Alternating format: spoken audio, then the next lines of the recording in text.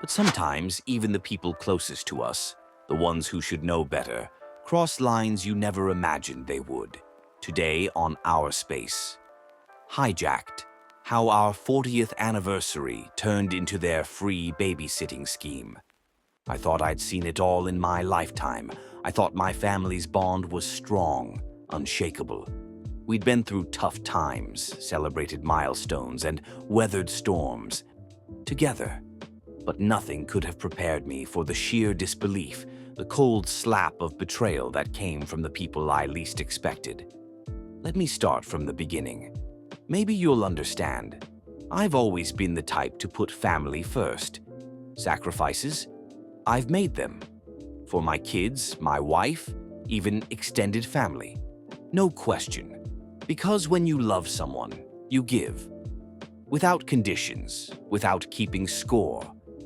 But no amount of sacrifice prepares you for the moment you realize someone was keeping score, just not in the way you thought. When my wife and I hit our 40th wedding anniversary, it wasn't just a date on the calendar. It was a lifetime. 4 decades of building a home, raising children, chasing dreams, and holding each other through grief and joy. And we decided, for this milestone, we were going to take a trip. Just the two of us. A romantic getaway to rekindle, to breathe, to finally focus on us. No distractions, no obligations, just us. At least, that was the plan. I should mention that I've been fortunate. A long, fulfilling career allowed us some comfort in life. I built a small business from scratch, with my wife by my side every step of the way. It wasn't just a business, it was our shared dream. We weathered the long hours, the tight months, the times we weren't sure it would all work out. But it did. And we raised 2 kids along the way, a son and a daughter. My daughter, Jane, she's bright, determined, and fiery. Always has been. She married young, and she and her husband now have 2 beautiful children. I've always admired Jane's passion, but looking back, maybe we were a little too forgiving of her stubborn streak. When Jane got wind of our anniversary trip, she was excited for us, or so it seemed. "Oh, Mom, Dad, that sounds incredible. A second honeymoon," she'd said on the phone. But then came the ask. We were actually thinking of a trip ourselves, but with the kids. It's tough. Would you mind if we tagged along? You'd barely notice us, and the kids would love spending time with Grandma and Grandpa.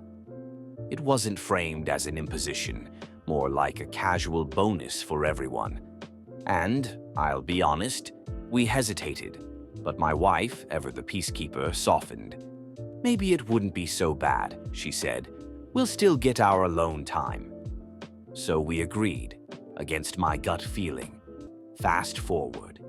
We booked the resort, an all-inclusive paradise, a place where my wife and I dreamed of long dinners by the ocean, slow mornings, and rediscovering each other without the hum of day-to-day life. We even paid for Jane's kids, our grandkids, flights, resort stays, the whole package. Jane and her husband only covered their own flights. Yet as soon as we arrived, the shift was immediate. Jane and her husband vanished on day 1.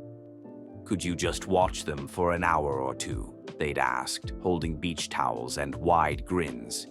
An hour turned into 6. The romantic sunset dinner we booked, canceled. The next day, same thing.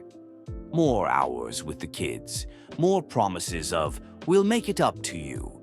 I felt it, but I tried to swallow it. My wife, bless her heart, kept saying, "It's fine, we love the kids." But then Jane snapped at us when we gently tried to set boundaries. The entitlement was glaring. The expectation, obvious. We weren't on our anniversary trip anymore. We were their built-in babysitters. On day 3, it hit a boiling point. After yet another day of chasing kids around the resort, while Jane and her husband lounged at the adults-only pool, I cornered her that evening. "Jane, this isn't working.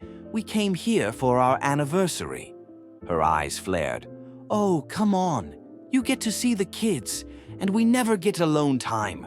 Why are you being selfish?" Selfish. That word cut deeper than I expected. This wasn't a misunderstanding anymore. It was entitlement.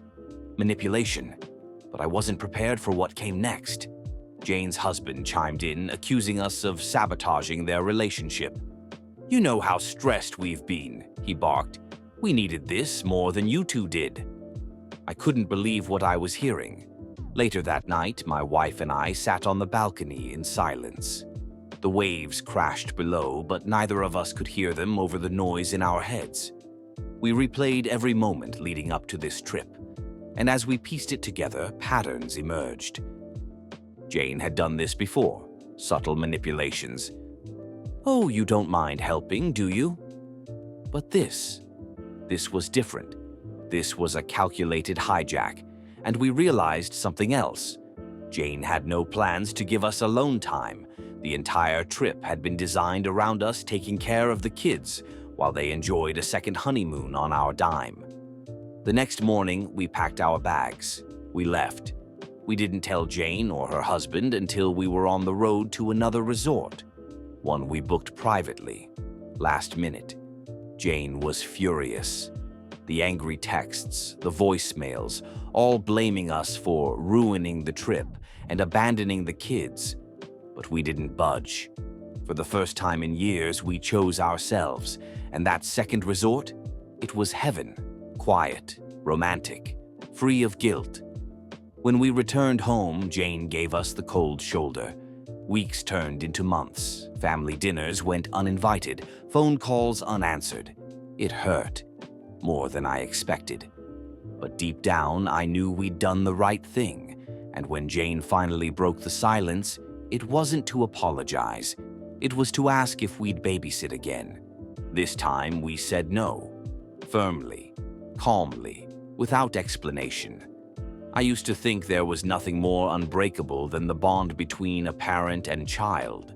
I believed that no matter what life threw at us, my daughter and I would always find our way back to each other. But then life threw the unthinkable. And instead of leaning on each other, something cracked. And that crack? It's still there. Every time I look at her, I feel it. And I don't know how to bridge it anymore. Am I the asshole for not wanting to? She started avoiding her mom, wouldn't be seen in public with her, complained about the attention, about the burden her mother had become. I couldn't alienate my daughter. Not then. She was 14, a teenager, hurting, confused, yes. I told myself that, over and over, that she needed grace, time, that I couldn't lose her too. And when she left for college, I was relieved. Not because I didn't love her, but because I couldn't keep pretending we were okay. But I feel nothing about my daughter's return, or worse, I feel dread. Because I don't want to pretend. I don't want to plaster on a smile. I don't want to act like we're close, like I've forgotten how she abandoned her mother when she was needed most. And I know she'll notice. I know she'll feel that distance, and I don't know if I care. What do you think? Were we wrong to walk away? Have you ever faced a betrayal from someone you never expected? Let me know your thoughts in the comments. And if you enjoyed this story, don't forget to like, subscribe, and hit that notification bell for more. Until next time, stay true to yourselves and protect your peace.